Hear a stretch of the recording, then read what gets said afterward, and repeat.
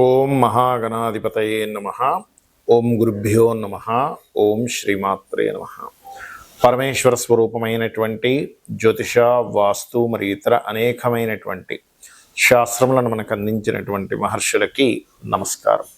హయగ్రీవ హయగ్రీవ హయగ్రీవేతి యో వదేత్ తస్య నిస్సరతే వాణి జహ్నుకన్యా ప్రవాహవత్. అరుణాం కరుణాతరంగితాక్షీం ధృతపాశాంకుశపుష్పబాణచాపాం అనిమాదిభిరావృతాం మయూకైః అహమిత్యేవ విభావయే భవానీం. శ్రీమాత్రే నమః. ప్రేక్షకులకి ఆ లలితాంబిక అమ్మవారి యొక్క అనుగ్రహం పరిపూర్ణంగా కలగాలని స్ఫూర్తిగా కోరుకుంటూ మనం ఈరోజు విశ్వవసు నామ సంవత్సరంలో 12 లగ్నాల వారికి గుర్తుపెట్టుకోండి. లగ్నం తెలియని వారు మాత్రమే రాసి చూసుకోండి, ఎందుకంటే రాశి కంటే గొప్పది లగ్నము. ఇది గుర్తుపెట్టుకోండి. లగ్నం తెలుసు, హ్యాపీగా లగ్నం నుంచి నేను చెప్పినటువంటి చూసుకోండి. కానీ ఇక్కడ మనకి రాశి ఫలాలకి ఎక్కువ ప్రాధాన్యత ఇస్తూ ఉంటారు కాబట్టి రాశి చూసుకోవచ్చు, తప్పేం కాదు. అయితే అందరికీ కూడా ఏంటంటే ఈ సంవత్సరం విశ్వవసు నామ సంవత్సరం ఎలా ఉంటుంది, మనకి పంచాంగంలో చూసుకున్నట్లయితే ఆదాయము అంటే వాళ్ళకు వచ్చే ఇన్కమ్ ఎంత, వ్యయము ఖర్చు ఎంత అవుతుంది, అదేవిధంగా రాజపూజ్యము అంటే మనల్ని మెచ్చుకునే వాళ్ళ పరిస్థితి, మనకి రెస్పెక్ట్ఫుల్గా ఉండేటువంటి పరిస్థితులు ఎలా ఉన్నాయి, అదేవిధంగా అవమానము, మనం ఎక్కడైనా సరే కొన్ని తప్పిదాలు చేయడం వల్ల మనం ఎక్కడ డిసప్పాయింట్ అవుతాము, ఇబ్బంది పడతాము అనేటువంటి విషయాలు పంచాంగంలో ఇస్తారు. మరి అవి యాజ్ ఇట్ ఈజ్గా అలాగే సాగాలని ఉంటుందా, దాన్ని మనం ఏదైనా మార్చుకోగలమా, అదేవిధంగా మనకి మన జీవితంలో ఉన్నటువంటి ధనం కావచ్చు, వివాహం కావచ్చు, అదేవిధంగా జాబ్ కావచ్చు, అబ్రాడ్ వెళ్ళడం కావచ్చు, ఇన్వెస్ట్మెంట్స్ కావచ్చు, ఇట్లాంటి అనేకమైన అంశాల్లో ఎలా ఉండబోతుంది ఈ సంవత్సరం, మీకు ఏ విషయాల పట్ల జాగ్రత్త వహించాలి, ఏ దేవతా ఆరాధన, గోసేవ ఏం చేసుకోవాలి, అదేవిధంగా ఎటువంటి దానములు ఇవ్వాలి అనేటువంటి విషయాల్ని ఒక్కొక్కటిగా నేను మీకు వివరిస్తాను. ఈ యొక్క విషయాలు చెప్తుంది నేనైనప్పటికీ కూడా చెప్పిస్తుంది సాక్షాత్ లలిత అమ్మవారిగా భావిస్తూ తెలుసుకుందాం.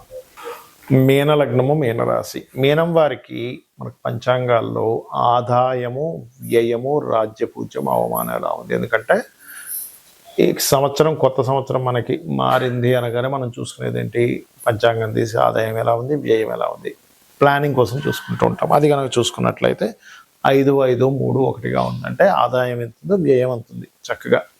కాకపోతే ఇంకొంచెం పెరిగితే బాగుందని ఉంటుంది, ఎందుకంటే సేవింగ్స్ కావాలి ప్రతి ఒక్కరికి.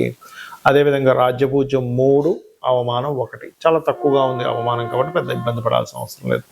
మరి రాజ్యపూజ్యం కొంత పెంచుకోవాలి, అదేవిధంగా ఆదాయం కొంత పెంచుకోవాలి అంటే మీరు చేయవలసింది ఏమిటంటే, మీనం వారికి సహజంగానే ఇప్పుడు మీకు ఏలినాడ్సిని రాశిలోకి రాబోతుంది విశ్వవసు నామ సంవత్సరం నుంచి. రాశిలోకి వచ్చినప్పుడు ఏమవుతుందంటే కాస్త ఖర్చుల ప్రభావం కూడా కొంత ఉంటుంది. అలాగే ఈ ఇన్వెస్ట్మెంట్స్, కొత్త ఇన్వెస్ట్మెంట్ చేయడము, కొత్త ఖర్చులు, ఓవర్గా మనకు చూడండి ఉన్న స్థితి కంటే ఇంకొంచెం ఎక్కువ బాధ్యతలు నెత్తిన పెట్టుకుంటాం.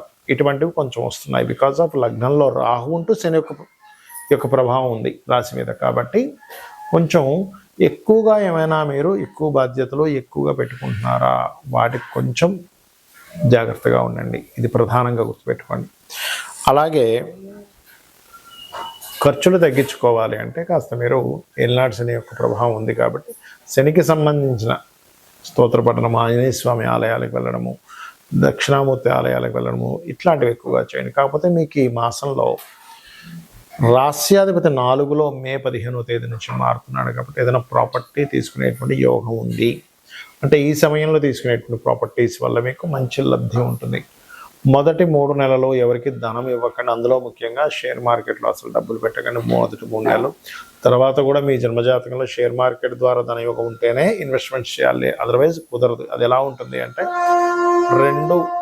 రెండు ధనస్థానాధిపతి, పంచమాధిపతి, అష్టమాధిపతి, లాభాధిపతి మంచి పొజిషన్స్లో ఉండి కనీసం ఒక నీతిభంగ రాజ్యోగం కానీ విపరీత రాజ్యోగం కానీ ఉంటేనే ధనయోగం ఉంటుంది షేర్ మార్కెట్లో. అలాగే వివాహ ప్రయత్నాలు మీకు మే తర్వాత అంటే జూన్ నుంచి యోగిస్తాయి. బికాజ్ ఆఫ్ లగ్నంలో రాహు, సప్తమంలో ఉండేటువంటి కేతు యొక్క మార్పులు జరగాలి కాబట్టి. అదేవిధంగా మీనం వారు ముఖ్యంగా మీరు ఉద్యోగ సంబంధించినటువంటి ప్రయత్నాలు సఫలీకృతం అవుతాయి.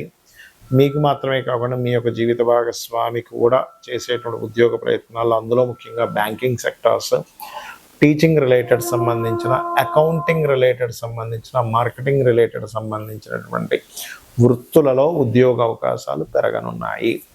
అలాగే మీనం వారికి కనుక చూసుకున్నట్లయితే ప్రధానంగా ఇక్కడ ఈ ధనం విషయంలో మొదటి 3 నెలలు కాస్త జాగ్రత్తగా ఉంటే సరిపోతుంది. ఎవరికో అప్పులు ఇవ్వడం, లేకపోతే ఎక్కువ వడ్డీకి అప్పులు తీసుకోవడం, ఇట్లాంటి తప్పుడు నిర్ణయాలు తీసుకోకండి. బికాజ్ ఆఫ్ 6వ స్థానంలో కేతువు రాబోతున్నాడు మీకు మే తర్వాత. కాబట్టి మే తర్వాత నుంచి ప్రత్యేకంగా ఎవరికైనా అప్పులు ఇవ్వడం, తీసుకునే విషయాల్లో మరింత జాగ్రత్తగా ఉండాలి. బికాజ్ ఆఫ్ మీనం వారికి ఈ సింహరాశిలో కేతు 6వ స్థానం ప్రతి ఒక్కరికి కూడా పూర్వజన్మ కర్మస్థానం. కాబట్టి పూర్వజన్మ కర్మస్థానంలోకి కేతు ఎంటర్ అవుతున్నాను. కాస్త తండ్రి గారితో దూరంగా ఉండడము, కొన్ని విషయాల్లో అంటే అనవసరంగా అప్పులు తీసుకోవడము, అవసరం లేకపోయినా తీసుకుంటారు. ఒక్కోసారి ఎవరో ఫోన్ చేస్తారు, ఏమంటే మీకు ఇంత లోన్ ఇస్తాం మేము, తీసుకోండి అంటే సర్లే తీసుకోండి. కానీ అనవసరమైన అప్పుల జోలికి వెళ్ళకండి దయచేసి. ఉద్యోగ అవకాశాలు చక్కగా పెరుగుతాయి. మీరు కొత్తగా ఇంకేదైనా కోర్సెస్ నేర్చుకోవడం కూడా జరుగుతుంది ఈ సంవత్సరము.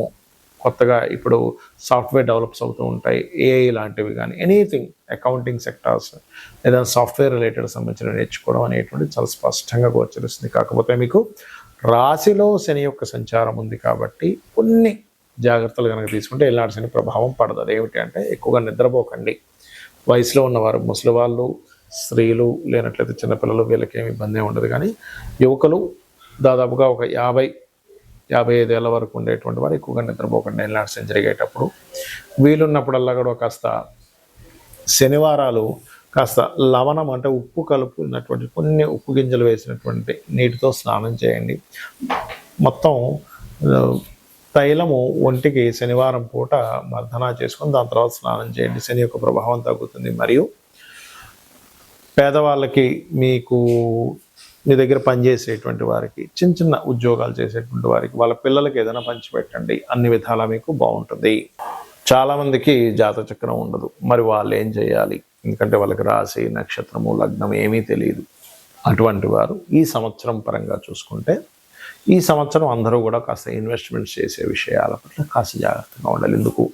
సహజంగానే కర్మకారకుడు సహజంగా 12వ స్థానంలో ఉన్నాడు. అంటే ఒకసారి 1-4 సార్లు దాన్ని అనాలిసిస్ చేసుకుని ఇన్వెస్ట్మెంట్ చేయండి. అది గృహం మీద, స్థలం మీద, బిజినెస్లోనా, షేర్ మార్కెట్లోనా, మ్యూచువల్ ఫండ్స్లోనా అనేటువంటిది కాకుండా ప్రతిదాన్ని క్లియర్గా మీరు అనాలిసిస్ చేసి, నేను దీంట్లో ఇన్వెస్ట్మెంట్ చేస్తే అంతవరకు కరెక్ట్ అనేటువంటిది ఒకసారి అనాలిసిస్ చేయండి. ఎందుకంటే రాబోయేటువంటి కాలం, ఆల్రెడీ 3 సంవత్సరాల క్రితమే నేను మీకు హెచ్చరించాను, రాబోయేటువంటి కాలం జాబ్స్ తక్కువ, సొంతంగా మనం చేసుకోవాల్సిన సమయం ఆసన్నం అవుతుంది అని 2.5-3 ఏళ్ల క్రితమే హెచ్చరించినటువంటి వీడియోలు ఉన్నాయి యూట్యూబ్లో, చూడండి కావాలంటే. ఎందుకంటే శని నీచ పొందేటువంటి స్థానం వైపు ప్రయాణిస్తున్నాడు. కాబట్టి ఇప్పటికీ మించిపోయింది ఏం లేదు, ఇంకా 2.5 సంవత్సరాల తర్వాత వెళ్తాడు అక్కడికి. కాబట్టి మీ మీకు ఇక్కడ కనబడుతూనే ఉంది చూడండి, జాబులు తగ్గుతూ ఉన్నాయి.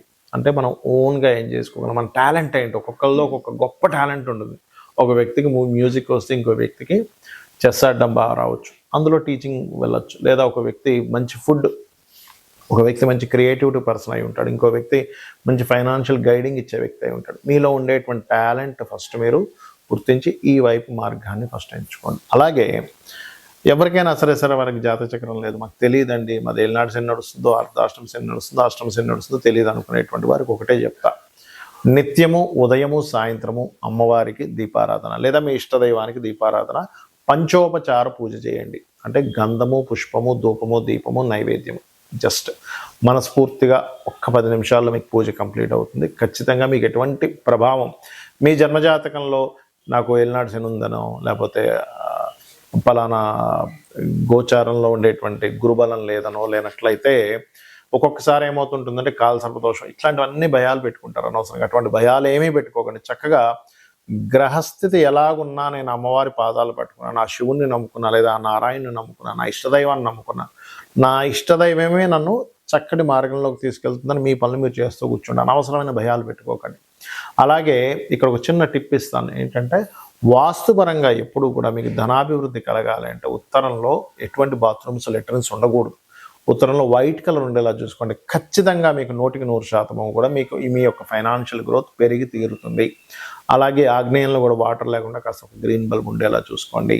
ఉత్తరంలో వైట్ కలర్ ఉండేలాగా, ఈస్ట్ అండ్ ఆగ్నేయం సైడ్ కాస్త గ్రీన్ కలర్స్ ఉండేలాగా, అలాగే నైరుతిలో creamish colour or yellowish colour master bedroom ఉండేలా ట్రై చేయండి. అప్పుడు ఏమవుతుందంటే అది వాస్తుపరంగా ఎనర్జైజ్ అవుతుంది ఆ యొక్క ప్రదేశం అనేటువంటిది. అలాగే మరొక విషయం ఏంటంటే ఇక్కడ మీరు ఈ దేశకాల సంబంధించినటువంటి విషయాలు కనుక చూసుకుంటే ప్రపంచవ్యాప్తంగా కొంత ఆర్థిక మాన్యాలు, కొంత స్టార్టింగ్లో అంటే సంవత్సరం మొదట్లో కొన్ని చిన్న చిన్న ఇవి చూపిస్తున్నాయి. ఎందుకంటే మనకి గతంలో ఏదైతే మనకి దీనికంటే విశ్వవసు నామ సంవత్సరానికి ముందు ఏదైతే క్రోధినామ సంవత్సరంలో అనవసరమైన గొడవలన్నీ జరిగాయో ఈ సంవత్సరంలో అన్ని గొడవలు ఉండవు, తగ్గుతాయి కొంతవరకు.